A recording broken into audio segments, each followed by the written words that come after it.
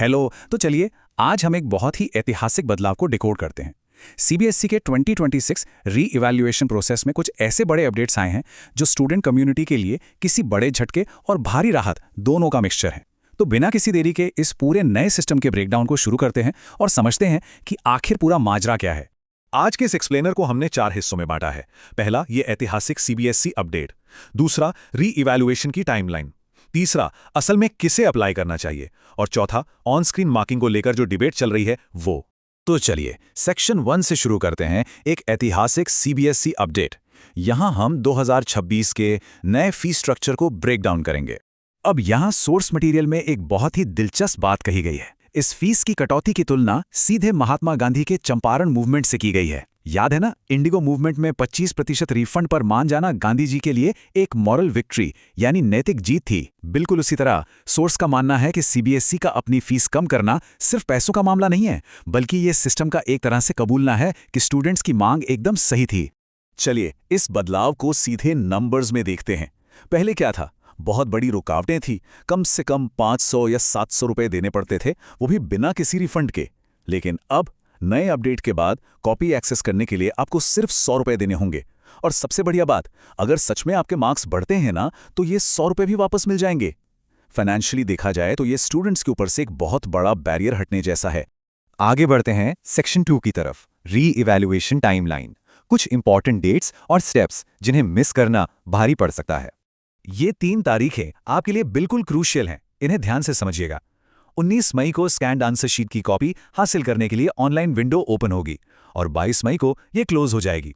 एक बात का ध्यान रहे, ये सिर्फ कॉपी देखने के लिए है, इसका आपके रिजल्ट पर कोई असर नहीं पड़ेगा। इसके बाद 26 मई से एक्चुअल री इवैल्यूएशन की विंडो खुलेगी। यहां टाइमिंग को लेकर बिल्कुल अलर्ट रहना होगा, क्योंकि एक बार डेडलाइन निकल गई तो फिर कोई दूसरा चांस नहीं मिलेगा। सोर्स मटेरियल में इस पूरे काम के लिए एक बहुत ही सॉलिड 5 स्टेप मेथड सजेस्ट किया गया है। स्टेप 1, आंसर शीट की कॉपी हासिल करें। स्टेप 2, सीबीएसई की ऑफिशियल मार्किंग स्कीम डाउनलोड करें। स्टेप 3, जो सबसे अहम है, इसे अकेले एनालाइज मत करें, किसी टीचर या ट्यूटर के साथ बैठकर इसे कंपेयर करें।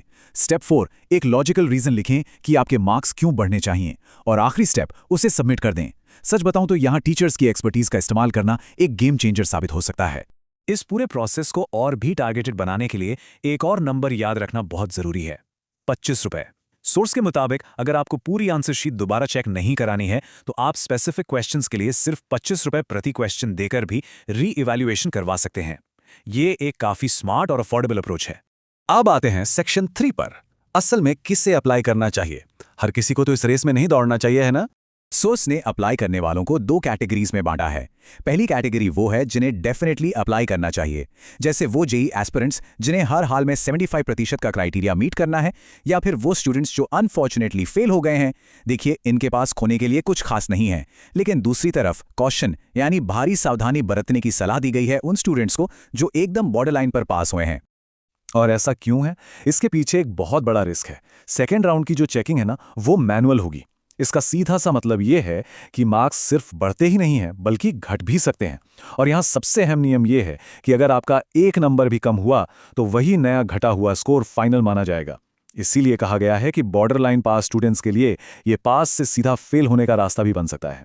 चलिए अब इस एनालिसिस के आखिरी और सबसे बड़े हिस्से की तरफ बढ़ते हैं। Section 4, on screen marking debate. दरअसल सीबीएसई ने अपनी ऑन स्क्रीन मार्किंग यानी ओएसएम को डिफेंड करते हुए कहा था कि आईसीएआई जैसी प्रोफेशनल बॉडीज भी तो यही इंटरनेशनल सिस्टम इस्तेमाल करती हैं। लेकिन सोर्स ने यहां एक बहुत बड़ा सवाल खड़ा कर दिया है।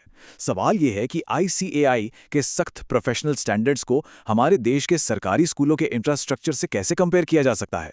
एक तरफ चार्टर्ड अकाउंटेंट्स तैयार करने वाली प्रोफेशनल संस्था है और दूसरी तरफ ऐसे कई स्कूल हैं जहां कभी-कभी बेसिक टॉयलेट्स या पर्याप्त टीचर्स तक की सुविधा नहीं होती। और बस यही बात हमें हमारे आखिरी और सबसे बड़े सवाल तक ले आती है। क्या एक स्टैंडर्डाइज्ड इंटरनेशनल ग्रेडिंग सिस्टम को लागू करना तब तक फेयर है जब तक ग्रासरूट लेवल पर एजुकेशन का इंफ्रास्ट्रक्चर स्टैंडर्डाइज ना हो जाए? आज के इस एक्सप्लेनर से जो सबसे बड़ी बात निकल कर आती है वो यही है कि नीतियां बनाने और ज़मीनी हकीकत के बीच अभी भी एक बहुत बड़ा गैप मौजूद है। इस सवाल पर थोड़ा सोचिएगा ज़रूर, क्योंकि एजुकेशन सिर्फ एग्जाम्स का नाम नहीं है, बल्कि ये पूरे सिस्टम का रिफ्लेक्शन है। तो फिलहाल के लिए इतना ही। चीज़ों को ऐसे ही गहराई से समझते रहिए।